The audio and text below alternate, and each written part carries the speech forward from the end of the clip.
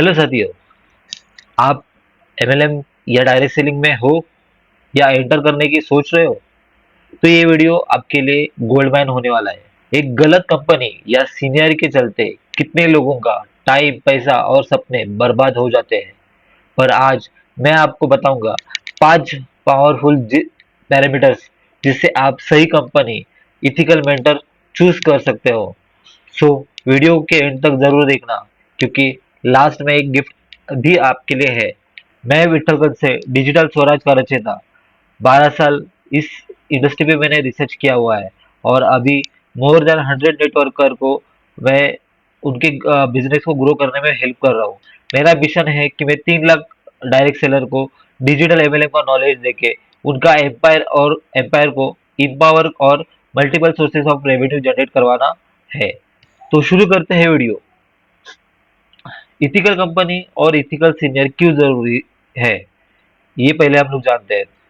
सुरक्षित भविष्य चाहिए, सही कंपनी और सही लीडर के साथ आप लॉन्ग टर्म ग्रोथ कर सकते हो। सिस्टम और सपोर्ट, इथिकल कंपनियां और सीनियर्स आपको सही ट्रेनिंग, गाइडेंस और मजबूत सपोर्ट देते हैं। सफलता की गारंटी, सही कंपनी, सही मेंटर तेजी से सफलता और स्थिर इनकम देती है। लीगल और ट्रांसपेरेंट प्लान, इथिकल कंपनियां और सीनियर्स आपके समय और पैसे की कदर करते हैं।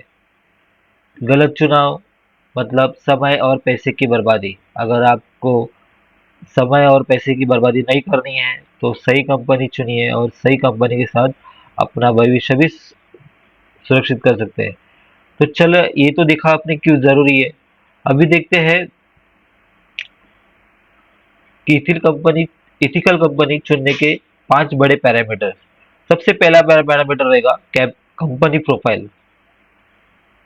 कंपनी प्रोफाइल में कंपनी का बैकग्राउंड चेक करना है, लीगल चेक करना है, कैपिटल चेक करना है।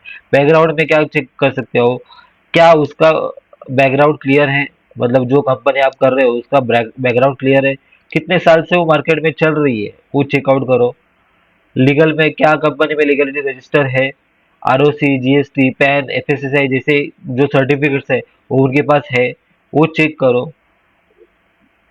कैपिटल, क्या वो फाइनेंशियली स्टेबल है, क्या कैपिटली स्ट्रांग है या सिर्फ पैसा उठाने के उठा उठा के भागने के फिराक में है। ये सब चेक करो, उसके बाद फिर आगे वो कंपनी करनी है कि नहीं करनी है वो डिसीजन ले लो। ये तो हुआ कंपनी की प्रोफाइल के बारे में। उसके बाद आता है मैनेजमेंट। मैनेजमेंट में ओनर कैसा है। पहली बात, ओनर कौन है। मैंने ये भी देखा है कि बहुत सारी कंपनियों में कंपनी के ओनर्स का ही पता नहीं होता है। कंपनी का जो सीईओ रहता है वही चलाता है। बहुत सारे लोग कंपनी का जो ओनर है वो दिखाते ही नहीं है। बोर्ड ऑफ डायरेक्टर्स, जो कंपनी के जो बोर्ड ऑफ डायरेक्टर है, क्या वो विजनरी है, क्या वो सिर्फ पैसा कमाने आए हैं या फिर विजन के साथ बिजनेस बिल्ड कर रहे हैं, ये चेक करना जरूरी है। लीडर्स, जो उनके लीडर्स है, उनकी जो फेस है, उस कंपनी की जो फेस है, उनका बैकग्राउंड क्या है, क्या उनका बैकग्राउंड इथिकल है। रिमेंबर, जैसा लीडरशिप वैसा कल्चर। तो आप जिस लीडरशिप में आप जा रहे हो उनका सब चीजें चेक करना जरूरी है। तो ये सब मैनेजमेंट में आ जाता है। ये मैनेजमेंट में चीजें आप चेक करो और फिर वो कंपनी करनी है कि नहीं करनी है वो डिसीजन ले लो।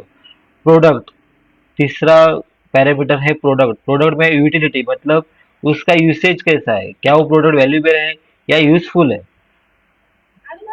प्रोडक्ट तो वैल्यूएबल चाहिए ही चाहिए, पर वो यूजफुल भी चाहिए, वो अपने जरूरत की भी प्रोडक्ट चाहिए। क्वालिटी अगर देखा जाए तो उनकी क्वालिटी बढ़िया होनी चाहिए। क्या वो उन प्रोडक्ट की क्वालिटी बढ़िया है, इंटरनेशनल मार्केट में स्टैंड कर सकते हैं ऐसे प्रोडक्ट की क्वालिटी है। प्राइजेस, क्या वो प्राइसिंग अफोर्डेबल है, मतलब एक आम से आम इंसान भी उसको परचेस कर सकता है ऐसे है, या सिर्फ प्लान चलाने के लिए प्रोडक्ट बनाया गया है, वो भी चेक कीजिए। बहुत सारी कंपनियां मैंने देखी हुई है, सिर्फ प्लान चलाने के लिए एक डब्बी प्रोडक्ट ला देते हैं और उसको ही प्रमोट करके बड़ा सा अमाउंट खींच के चले जाते हैं। इसीलिए कोई भी कंपनी आप कर रहे हो तो उसका प्रोडक्ट क्या है वो भी जानना जरूरी है। उसके बाद पांचवा चौथा पैरामीटर आता है प्लान।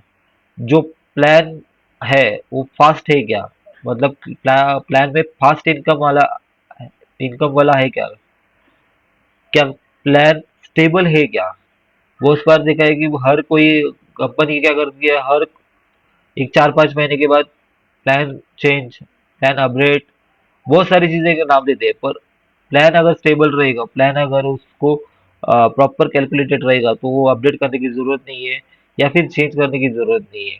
तो ऐसा प्लान स्टेबल है क्या, लीगल, क्या प्लान लीगल है क्या। मार्केट में अभी बहुत सारी कंपनियां आई थी की वजह से प्लान लीगलिटीज पे भी क्वेश्चन आने लगे हैं। तो प्लान आपका लीगल रहेगा तो ही आप मार्केट में स्टैंड कर पाओगे, नहीं तो गवर्नमेंट कभी भी आपके प्लान को ब्रेक कर सकती है। क्लियर कैलकुलेशन, मतलब कि जो प्लान है उससे कैलकुलेशन आपको आसानी से समझ में आ रहा है क्या, वो पहले चेक कर लीजिए। दूसरी बात, 100% अगर डिस्ट्रीब्यूशन है तो भी प्रॉब्लम है। जो भी आप अमाउंट का जो कैलकुलेशन दिया हुआ है वो चेकआउट कीजिए कि 100% दे रहे हैं तो वो किस हिसाब से दे रहे हैं। अगर 100% से ज्यादा दे रहे तो डेफिनेटली मत कीजिए, क्योंकि क्या है कि किधर ना किधर तो कंपनी अटकने के चांसेस ज्यादा है। तो जिधर कैलकुलेशन अगर चेक करें 100% से अगर 2-3% भी कम रहेगा तो भी चलेगा, वो कंपनी डेफिनेटली कीजिए। पर अगर 100% के ऊपर है या 100% भी है तो भी वो सिस्टम नहीं चलेगा, किधर ना किधर जाकर वो अटकेगा। तो ये प्लान का पैरामीटर है वो आपको जरूर चेक करना जरूरी है। उसके बाद एजुकेशन, एजुकेशन में कंपनी ट्रेनिंग देती है क्या, क्या कंपनी की खुद की ट्रेनिंग सिस्टम है क्या, सपोर्ट, क्या कंपनी सपोर्ट देती है क्या। सपोर्ट मतलब फाइनेंशियल सपोर्ट नहीं बोल रहा हूँ मैं। सपोर्ट मतलब कि अगर इनकेस कुछ इशू हुआ है आइडिया रजिस्ट्रेशन में या प्रोडक्ट परचेसिंग में, बिलिंग में, या किधर भी कुछ भी अगर प्रॉब्लम आ रही है तो उसका सोल्यूशन कितने समय में होता है, उसको बोलते हैं कंपनी सपोर्ट। वो कितने समय में दे रहे हैं, प्रोडक्ट की डिलीवरी अगर कंपनी दे रही है तो वो कितने समय में वो दे रही है। अगर आपका कुछ प्रॉब्लम होता है तो वो कितने समय के अंदर वो सॉल्यूशन मिल रहा है आपको, ये है होता है सपोर्ट में, कंपनी सपोर्ट देती है कि नहीं तो वो चेक करना जरूरी है। गाइडेंस, जो कंपनी के जो मेंटर्स है वो कंपनी के बिहाफ पे प्रॉपर गाइडेंस देते हैं कि नहीं, वो चेक करना जरूरी है। तो ये सारे अगर चीजें आपके पास है, वो जो कंपनी है वो प्रोवाइड कर रही है, वो ये पांचों पैरामीटर पे अगर कंपनी आपकी सही उतर रही है तो डेफिनेटली वो कंपनी चूज कीजिए, उस कंपनी के साथ आगे बढ़िए। कमेंट में मुझे आप जो कंपनी कर रहे हैं वो इथिकल है कि नहीं, उसके पैरामीटर के हिसाब से मुझे आप बताओगे तो मुझे और भैया बहुत अच्छा लगेगा। अगर आप नए सोच रहे हो और आपके पास कंफ्यूज है कि कौन सी कंपनी में इथिकल चीजें पैरामीटर्स है कि नहीं, वो चेक करना है, तो मुझे कमेंट में भी पास कीजिए कि सर मुझे इस कंपनी के बारे में कंफ्यूजन है, तो वो मुझे क्लियर कीजिए। मैं पर्सनल लेवल पे आपको कमेंट में करूंगा कि ये कंपनी के कौन से प्लस पॉइंट है और कौन से नेगेटिव पॉइंट है और किस कंपनी के साथ जाना बेहतर रहेगा। मेरा एक रिकमेंडेशन भी मैं आपको दे दूंगा, नो इशू। पर खुद की रिसर्च जितना आप खुद करोगे उतना बेटर रहेगा, क्योंकि अपना खुद का रिसर्च अपने लिए बहुत काम आ जाता है।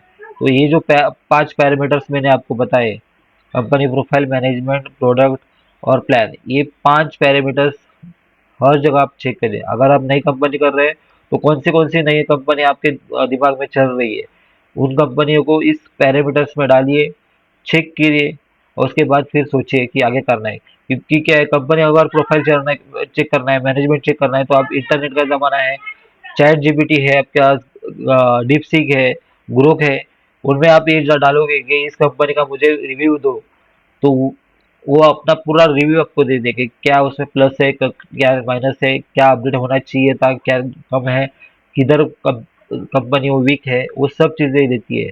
अगर आपको वो प्रॉम्प्ट चाहिए जिससे आपको चैट जीपीटी का आप पूछते हो तो वो प्रॉम्प्ट आपको प्रॉपर आंसर कर सकता है। अगर वो प्रॉम्प्ट आपको चाहिए तो कमेंट में मुझे टाइप कीजिए कि आई वांट दैट प्रॉम्प्ट, मैं वो डेफिनेटली वो प्रॉम्प्ट आपको शेयर करूंगा। तो कमेंट करना ना भूले। तो चले, ये तो हुआ कंपनी के, इथिकल कंपनी के 5 पैरामीटर। अभी देखते हैं कि सही लीडर्स, सीनियर जो होते हैं, उन का कैसे चयन करें? पहली बात तो सीनियर टाइप्स कौन से होते हैं? टाइप्स नहीं है एक्चुअली, सीनियर कौन से हो सकते हैं? स्पॉन्सर, स्पॉन्सर मतलब जो जिस जो आपको ज्वाइन करता है। दूसरा अपलाइन, अपलाइन मतलब जो ज्वाइन करता है और सपोर्ट भी देता है आपको। सपोर्ट मतलब सिर्फ फाइनेंशियल सपोर्ट नहीं होता है, ओवरऑल सपोर्ट होता है, या मोटिवेशन भी देना जरूरी होता है, एजुकेशन भी देना जरूरी होता है। सही समय रहता है, उस समय जो चीज चाहिए देने की रहती है वो अगर देने वाला रहता है, वो होता है सपोर्ट। मेंटर, मेंटर मतलब कौन? जो आपको ज्वाइन भी करता है, वो आपको सपोर्ट भी करता है और आपका हाथ पकड़ के आपको ट्रेन भी करता है। तो ऐसा कोई अगर सीनियर रहेगा आपका, तो डेफिनेटली आप उस सीनियर के साथ जुड़े। और अगर आपके पास वैसा सीनियर कोई नहीं है, तो आप खुद सीनियर बने और उस सीनियर के जैसा बनने की कोशिश करें, जो जो मैं आगे आप बताने वाला हूँ। और कि राइट सीनियर की क्वालिटी कौन सी होनी चाहिए? तो पहली है विजनरी, दूर की सोच रखने वाला चाहिए। दूसरा इफेक्टिव कम्युनिकेशन, टीम से सही तरीके से बात करने वाला चाहिए।